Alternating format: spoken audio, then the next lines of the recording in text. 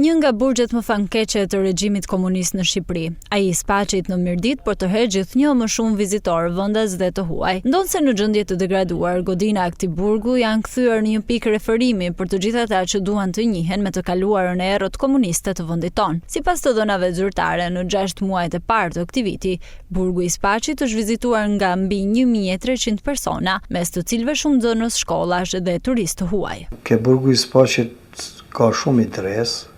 Vizitorë vinë, shumë të huj vinë, kanë erdhë, si vjetë kanë erdhë studenta nga Tirana, nga Durrësi, nga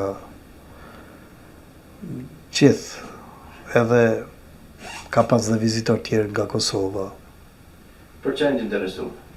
Për historinë e burgut të Spaçit, mënyrën se si kanë jetu dënumët, mënyrën se si janë torturu historinë. Përgjithësi. Tani jemi në gjysmë të vitit, po gjërë tani vizitor kanë ardhur mbi 1300 vetë, në bazë të statistikës që kam. Vizitorët që zgjedhin të shohin nga afër burgun e Spaçit thonë se ky vend përfaqëson një pjesë të errët, por të rëndësishme të historisë së Shqipërisë. Për ta, Spaçi është një simbol i së shkuarës që nuk duhet harruar, por kujtuar për të mos u përsëritur më. Kemi ardhur për vizitë këtu në burgun e Spaçit, si një ekskursion mësimor në lidhje dhe me lëndën e historisë.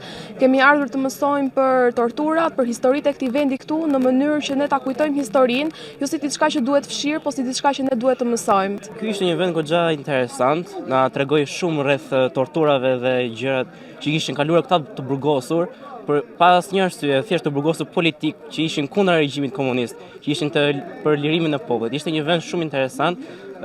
Kultura e këtij vendi nuk duhet fshirë, duhet ketë shumë ekskursione këtu nga nxënësit e shkollave, duhet ta shohin vetë ata se si ka qenë të jetosh në këtë burg në këto kushte kaq të mrekullueshme. Ndonse interesi për Spaçin po vjen gjithnjë në rritje, projektet për kthimin e burgut në një muze të mirëfillt historik vazhdojnë të mbeten vetëm në letër, pasi deri më tani nuk është ndërmarr asnjë hap konkret për realizimin e këtij synimi, ndonse ndërtesat vazhdojnë të përballen me rrezikun e shkatrimit të plotë.